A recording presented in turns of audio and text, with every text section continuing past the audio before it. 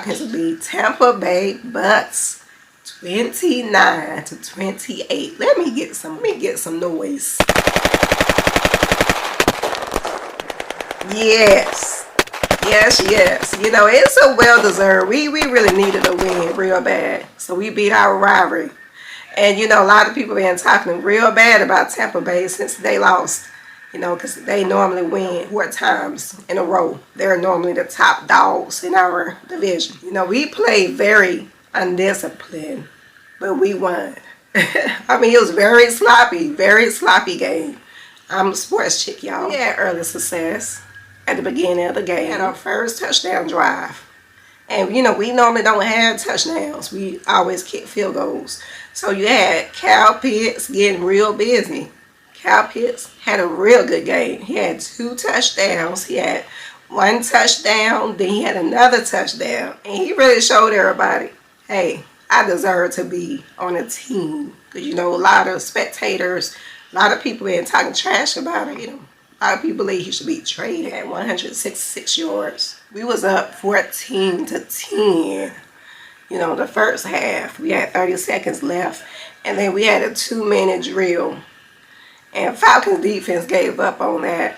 You know, we had Kobe Bryant came in to take a spot for Mike Hughes. You know, Mike Hughes wasn't injured. So, you know, Kobe got burnt. You know, he slipped up on that play. You know, he gave a big play to Mike Evans. You know, Mike Evans had like a 33-yard play. It led them to have a field goal during the third quarter. He gave up a big play to Mike Evans. Mike Evans was giving it to him, baby. You know, he been injured, so he's back. So he had a big 45-yard play. And then after that, that led to tight end David Cole to convert and score a touchdown. Tampa Bay started kicking in gears, 28-14. So we were behind by 14. So a lot of people thought it was over. I mean, I was about to get ready to go to bed. I ain't gonna lie, I did go to bed. Because I was like, it's over. Because, you know, we always used to the Falcons just giving up, you know, laying down. But, baby, they didn't. They did not lay down. They really didn't. But anyway, so yeah, David Seals, he dropped a pivotal pass. Yeah, Bijan fumbled. He fumbled the ball. You know, that's really not like Bijan. But, hey, during the third quarter, it seemed like, you know, he gets antsy. And lately, he been fumbling in third quarters. So they might need to alternate and put Tyler Algier in. But yeah, so we failed on 2 two-point conversions. And Tampa Bay, they went down there and Goodwin had a touchdown and 2-point. They made their 2-point conversion. And then fourth quarter, that's when Bijan Robinson started cooking, baby. He started faking everybody out. He had like 20 yards faking 3 or 4 people out, baby. I mean, he knows how to get a job. He knows how to get a job done, baby. I mean, yeah, he fumbled, but he redeemed himself. He came out, he was ready. He was ready, baby. And you had Seals.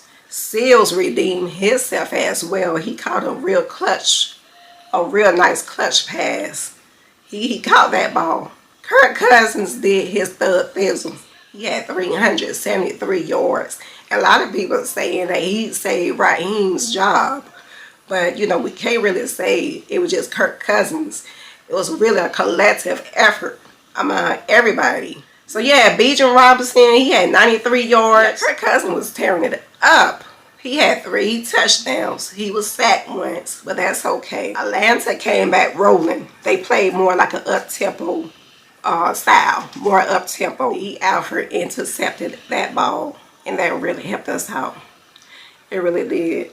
So, yeah, Kyle Pitts had an acrobatic touchdown. It was under review, but it looked like he had 1 butt in and 1 foot in. And a lot of people, and you know, Tampa Bay were very upset. They thought it wasn't a touchdown, but to me it looked like a touchdown. Okay. So yeah, Bijan Robinson looking real good. You know, even though we fell in the 2-point conversions 2 times. But you really can't blame Raheem. Because we lost 4 games in overtime. So, you know, I can see his logic. he really wanted to try to get a 2-point conversion those both times to go ahead and put us ahead, you know, so we wouldn't be in overtime. So I don't blame Raheem. I truly believe he saved his job by players really coming out playing. I mean, they played sloppy, but they been lacking discipline all season. So this is not anything new. But I believe Raheem will be able to keep his job. And at the end, did y'all see his facial expressions? He like, yeah! It's like he released a whole bunch of stress and just say, hey, I'm still going to be sticking around, baby. I do want to point out some top dogs who really stunned, who came out stunning, doing their thing. We're going to have to give to Cal Pitts. Cal Pitts came out, showed the haters. He showed the people what he can do. All season long, you know, he haven't really been performing. But this game, he played his butt off. Bijan Robinson, 96 yards. He's stunning. He's stunning. And then you had Sellis, 78 yards. He caught a real clutch pass that really put us where we needed to be to kick the field goal to win the game. Then let's get on the defense right fast. You had Jesse Bates made a real big pivotal. He made a lot of pivotal plays to help us win. He had 8 tackles. Okay, you had Kay Ellis had 6 tackles. You have Anyamata. Anyamata came through. I mean, they put the pounding on Baker Mayfield, baby. They put the beat down on that. They put the beat down on Baker Mayfield. They stepped it up. I mean, they really stepped it up. I'm not going to get on AJ Terrell. I mean, he had a lot of penalties. We had 19 penalties. And 5 of those penalties came from AJ Terrell. Hopefully he can redeem himself in the next game. We will be playing Arizona. We had 3 more games left.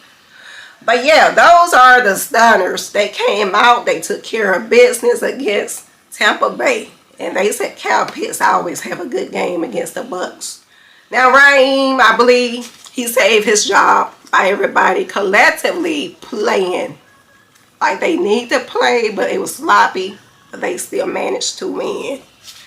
And you know, insiders, Washington Post, people are saying that they believe it's over for Raheem. And you know, we got an update last night, and they say that Arthur Blank will be reevaluating Raheem. So, you know, we really don't know.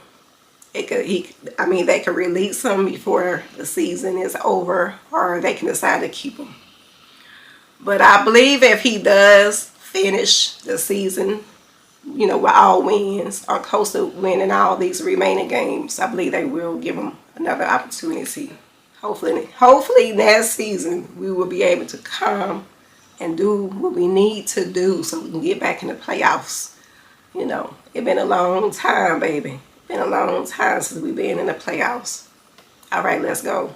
I'm out, y'all.